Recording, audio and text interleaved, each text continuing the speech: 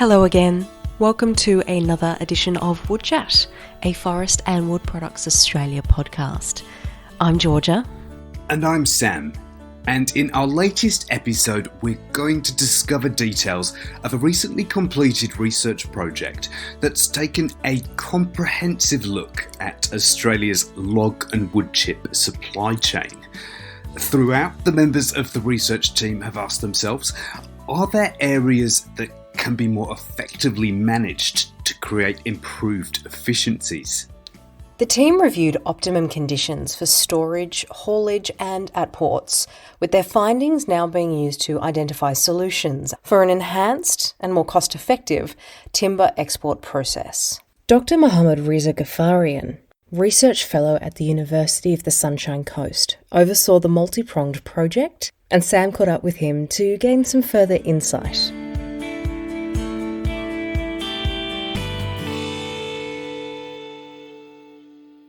Over the past decades in Australia, there has been lots of research about forestry resources, forest inventories, genetics, and also about supply chain. But to my knowledge, there has been no research about wood export supply chain management in Australia, and also we have lack of information globally because most of our researchers in supply chain management, they focused on forest operation in the bush.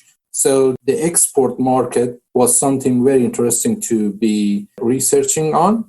Mohammed explained that the overarching objective of the FWPA-supported research project was to identify and implement innovative technologies, methods, and best management practices to help build an efficient and sustainable forest and wood products supply chain in Australia with a particular focus on exports. And of course, to achieve this, industry consultation would be crucial. We invited our industry partners to set up a steering committee. That was key to us to get the partners involved. We got about 12 industry partners. We basically had an initial meeting with them and asked them to identify the key areas we should start researching.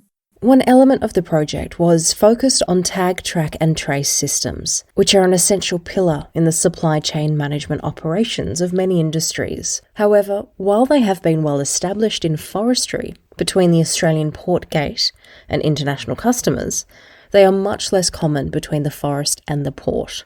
G. E. Murphy and Associates oversaw the tag, track and trace element of the project, testing the different potential systems and considering the benefits of each to the forestry industry. Georgia spoke with CEO Glenn Murphy to find out more.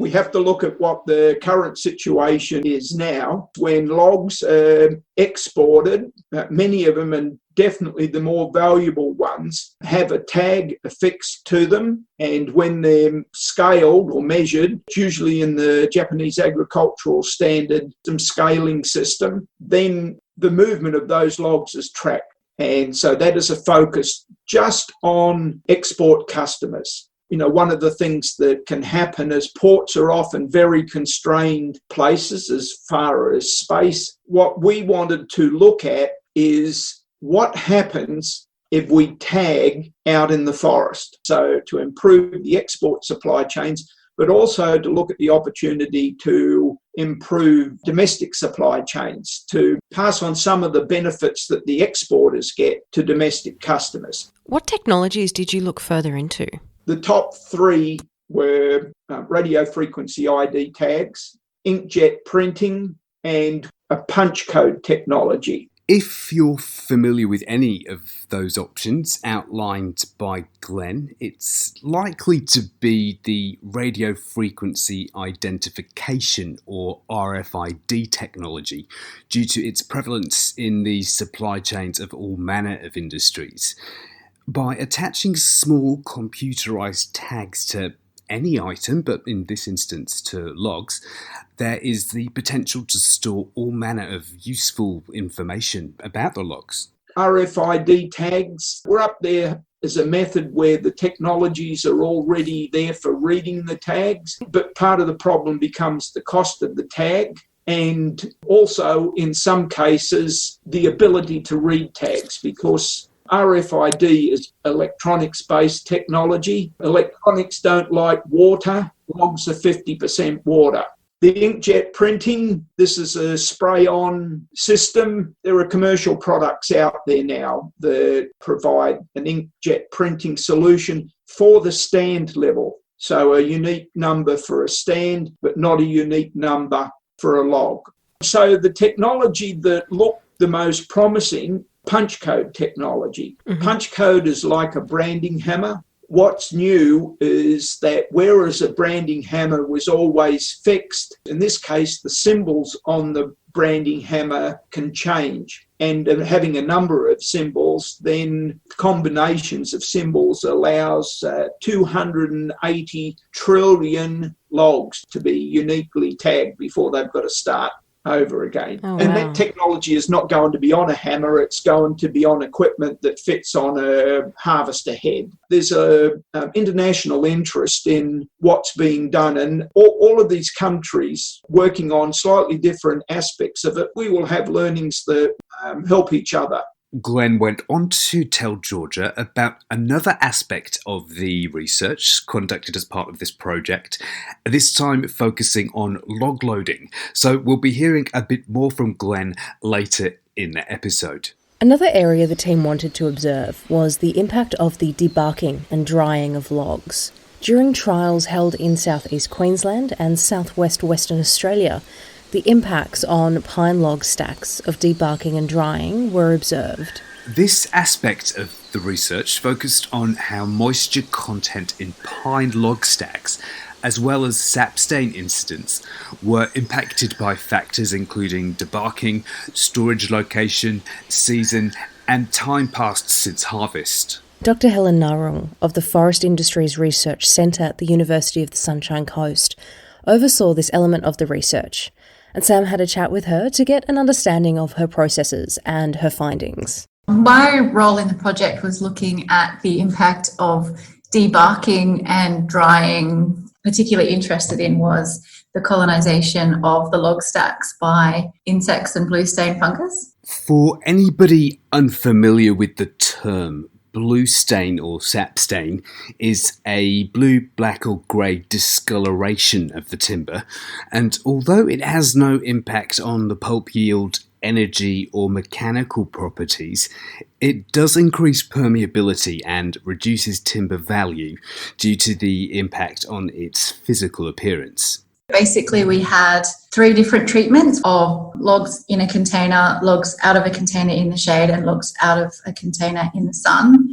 So we took a sample at felling, and then we took samples every 2 weeks up to 2 months. And at each of those samples, we measured the moisture content and the density and the amount of bark that was retained on the bark on ones and the blue stain amounts and the colonisation by insects. And we repeated that in each of the 4 seasons to see the effect of harvesting time on those parameters as well. I noticed that you mentioned moisture content as being one of the key measurements. Could you tell me a bit more about the significance of moisture content in this context? Moisture is mass, which is cost for hauling. So the haulage costs are higher because they're based on mass, not on volume. So a log that is drier and a log that doesn't have its bark on it is going to weigh less and cost less to haul than a log that is fresh and wet and has the bark retained on it. So on the face of it, let's take the bark off and let's leave them in the field to dry out. I feel like you're about to tell me that there is a downside to that approach. At the cost of the decrease in the mass, you've got the colonisation by insects and blue stain. So what can the knowledge or the insights gained through conducting this research actually be used to do? Like, how could they potentially be a benefit for the industry? Blue stain influences the price and the market access and the end use. And it also influenced the moisture content. So there was really strong and consistent relationship between the amount of blue stain and moisture content. So the more blue stain that there was, the lower the moisture content was. But the things that we can have a bit more control over are the time since harvest. So the longer that they sit around for after they're harvested, the higher the colonisation rates are, or the higher the severity of blue stain is. It was influenced by debarking and the amount of bark damage as well. So that's sort of related to harvest and haulage practices. So the longer that they sit around for and the rougher that the logs are treated. So whenever bark's damaged, that gives a spot for blue stain to get into. And then blue stain was also influenced by the number of insects that were around. So I think that's where the seasonal effect comes in as well, because there's fewer insects in the colder months. And so what were some of the other key findings that resulted from this research? Just a better understanding of the importance of getting things out of the forest quickly. So that seemed to be one of the major things that that could change, that's something you can have some control over. Debarking, I think there's a market for bark. So, they're not that keen on debarking in the forest, either as a mass loss or as a protecting, because the hybrid logs that were colonised with beetles a lot faster if the bark was left on them. Right. So, there's some arguments for debarking in the forest because you've got your reduction in colonisation and your reduction in mass, but bark actually has a market as well. And different harvested, we did another study just with a couple of different contractors, and the way that they were handled as well, like the type of harvesting equipment that they used impacted on the amount of blue stain as well. So they're all things that the forest industry can have some control over. As part of the project, the research team constructed a model that allowed for the economic evaluation of alternative debarking locations and anti-sap stain treatment locations, as well as drying locations and drying periods for 3 tree species. A key finding was that the best treatment combinations in economic terms differed between seasons and species. Another consideration made by the researchers was based around the reality that measuring logs stacked on trucks can be a time-consuming, expensive and inaccurate process. Poor measurement not only impacts revenue, but could also affect the commercial relationships of the forest grower. A preliminary study determined the accuracy of automated computer vision measurements for logs on trucks. These estimates were then compared with traditional manual measurement methods. Dr. Maurizio Acuna, the Senior Research Fellow at the Forest Research Institute at the University of the Sunshine Coast, led this aspect of the multifaceted project and has this to say on his findings. Is how we measure volume from truckloads. Is trying to use technology, in this case, computer vision algorithms to actually detect logs on trucks and specifically determine the diameter of the logs is because, for example, in New Zealand and Australia, when we export logs for measuring purposes, the logs are measured using the Japanese rule. And the Japanese rule uses the small diameter of the logs and the length of the logs to calculate the volume. So at the moment, all those measurements are done manually by people using calipers, using tapes, which is, you can imagine, is time consuming, is labor expensive. So many organizations in the Southern Hemisphere are trying to test different technologies to be able to actually detect logs in real time using photos, computer vision algorithms, laser technology. You had much more accurate sort of measurements, and also you're reducing costs. This technology and algorithm can also be used to measure the volume of stack logs. So logs that are at the roadside. Actually, there's a number of commercial solutions already on the market. However, I want to develop something that is more tailored to our species, rhita pine, Eucalyptus nitens, and Eucalyptus globulus. That sounds like it would make complete sense. So what would be the next step in that case? And the next step in this research will be, I'm going to have a master's student coming from Europe to do research in this space.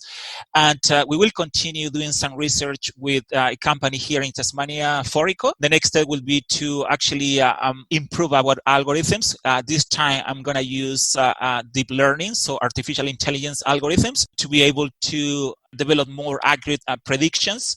My preliminary result from the other algorithm, from the previous algorithm, was quite good, but still there are some issues, especially with some logs that are not perfect circles. You can see some of the logs have very oval faces. In that case, predictions are quite, sometimes we had big errors in that situation. So we have to develop something more intelligent. And what might that look like? The idea would be to have a software to load the software in a tablet or in a mobile device. You can go to the forest, take pictures, and in real time, you will be able to have a good estimate of the volume. Earlier in the episode, Georgia spoke with CEO of GE Murphy and Associates, Glenn Murphy, about the tag, track and trace elements of this project. Glenn went on to tell Georgia about another aspects of the project that he was involved with, which focused on the topic of log loading. What initiated this element of the project? For export supply chains, what happens at the ports is a very important cost component. One of the things when we talk about load rates, to start with, is that the ports, if you ask them what their load rate is, of course always tells you what the design rate or the maximum load rate is, and then there's things that have to be taken off of that. In any supply chain, there are little things that go wrong. This project, there were a number of things that we were interested in.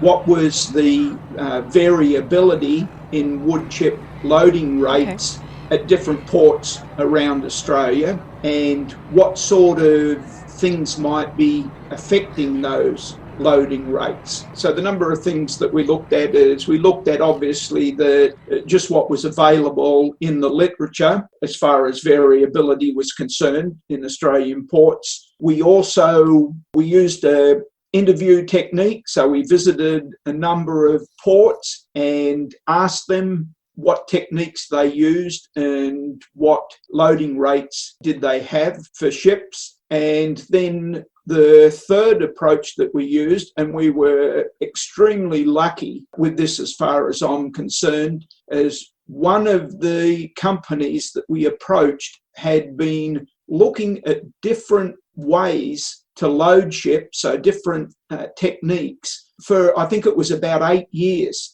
And they'd kept records on what the load rates were and what equipment they'd been using. You could imagine being a researcher and saying, I want to look at this, and I step in and I look at a ship being loaded. It might be 4, 5, 6 days to load that ship, and I've spent 6 days to gather one data point.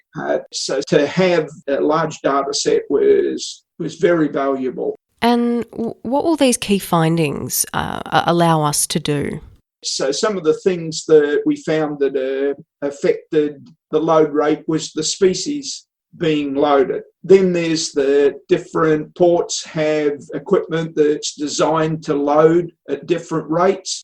Through improving the understanding of what variables affect loading rates, then we can make changes to improve that productivity. So what is the next step for this project? We were looking at 2 things. One of them is what sort of productivity was there with different approaches to loading? What did we have to do to gain that productivity? And what are some of the benefits? One key area Glenn and his team looked at during this element of the work was the potential for the use of containers when loading logs, which he went into detail about during his chat with Georgia. When you've got containers, you can stack them one on top of the other, and you might go up 4 or 5 containers high, which is a lot higher than you can stack logs. But there is an imbalance in trade when it comes to the use of containers. And so what happens around the world is there are ships that carry empty containers from one point to another to try and get those empty containers back to places that they can be filled. That means if you can put something in a container, that saves shipping companies some cost. One of the other things is when it comes to unloading a ship, that unloading logs requires specialist equipment that's focused around logs. All sorts of goods get shipped in containers. So you can shift logs